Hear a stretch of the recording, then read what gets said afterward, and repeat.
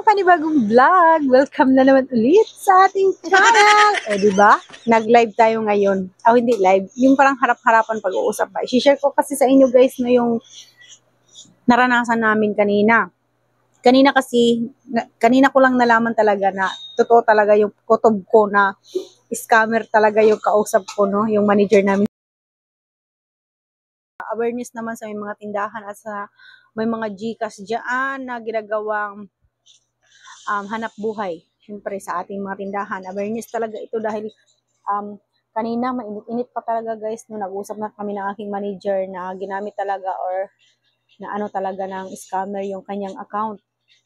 Napasok talaga ng scammer yung kanyang account dahil yung account niya ay kahit sino na lang yung chinat na nanghihingi ng pera or nanghihiram ng pera or nangungutang ng pera.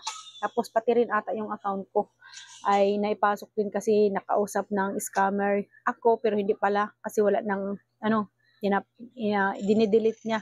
Nakikita ni sir na dinidelete yung message ni sir papunta sa akin kaya hindi ko nakikita yung message ni sir sa akin at yung nawarningan niya ako. Buti na lang talaga ay kinutuban na ako at hindi na ako nag-send ng pera. Isang beses lang ako nakapag-send ng pera sa kanya. Kasi ganito yan guys.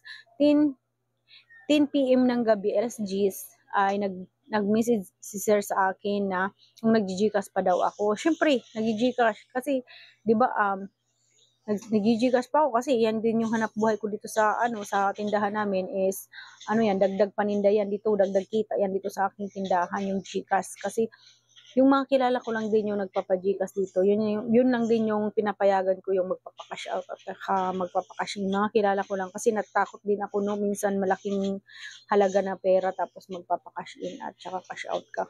Hindi ako nagpapa-cash in at cash out dito pag hindi ko talaga kilala. So ayun na nga 1/4 yung na-scam kay sir.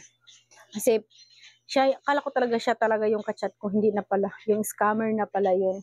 At buti na lang, nung umaga na, at buti na lang talaga walang laman yung Gcash. O kung may laman pa, ay nako, siguro malaki-laki yung inaano niya. Kasi yung inihiram niya sa akin ay 4,000 ata yun. Tapos naging 2,800, tapos naging 1,400, ayun. Buti na lang, 1,400 lang yung laman. Kaya ayun, 1,400 lang yung nautang ni sir sa akin. Tapos nabukasan Martes, nagchat na naman ulit siya sa akin kung mayroon na ba daw laman yung Gcash ko. Doon na ako kinabahan talaga. Sabi ko, isip-isip ko, hindi naman ganito si sir na everyday na lang. Naantay kong magbayad siya sa akin. Hindi naman siya nagchat sa akin na magbabayad na. Tapos ayun, nagkinabahan na talaga ako. Sabi ko, parang iba na talaga yung kachat ko talaga. Kasi di ba minsan nararamdaman mo naman yun ba yung taong kachat mo o hindi na. Kasi nararamdaman mo talaga yun. Yun yung ano ko. Talent ko. Nararamdaman ko yung tao kung siya na ba yung kausap ko o hindi. So ayun. Kanina pumunta na dito si sir. Sinisingil ko na siya sa kanyang utang. Sabi niya sa akin ay wala daw siyang utang. Sabi ko, ito yung conversation natin. Screenshot ko kasi guys yung conversation namin na ano talaga siya. Tapos ayun, kininto niya na sa akin na hindi na daw niya na yung messenger niya. Tapos ayun, nagpalit siya ng password at hindi na makakapasok ulit yung yung scammer no. Awareness talaga sa atin ngayon dahil magde-December, maraming nagsiliparan na mga scammer ngayon. Kaya matakot na tayo pag yung hindi natin kilala tapos may magpapa-cash out ng malaking halaga, huwag kayong papayag doon mga kasari-sari ko kasi hindi natin kilala tapos gagamitin yung number natin dito sa tindahan tapos yung mai-scam guys, siyempre sila yung magre-report dahil biktima rin sila, di ba? At biktima din tayo tapos yung nagpa-cash out siya yung scammer doon.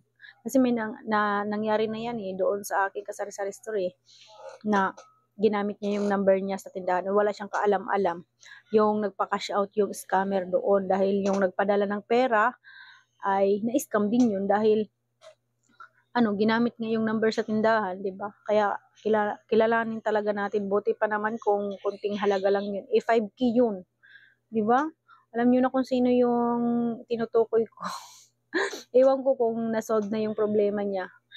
Kaya awareness talaga sa ating mga kasari-sari store ngayon. Mag-ingat talaga tayo sa mga nagpapajika sa atin. Dapat kilala natin pag malaki yung halaga. Kasi sayang yung pera. Buti kung pinupulot lang natin yung pera dito sa tindahan. Hindi pinaghihirapan natin yun. Tapos utang lang yung ating puhunan dito, nangungutang tayo, tapos ayun, napakabilis lang mawala yung 5K. Buti nga, nag-usap kami ni sir, babayaran niya daw ako 1,400, di ba? Kaya yun, awareness talaga sa mga nag-GCash ngayon, kinabahan talaga ako. Kanina nag-usap kami ni sir. Tapos yung nag-chat na sa akin, hindi na pala siya. Buti na lang talaga nag-usap kami. So, yun lang yung isi-share ko sa inyo, no? Awareness, no?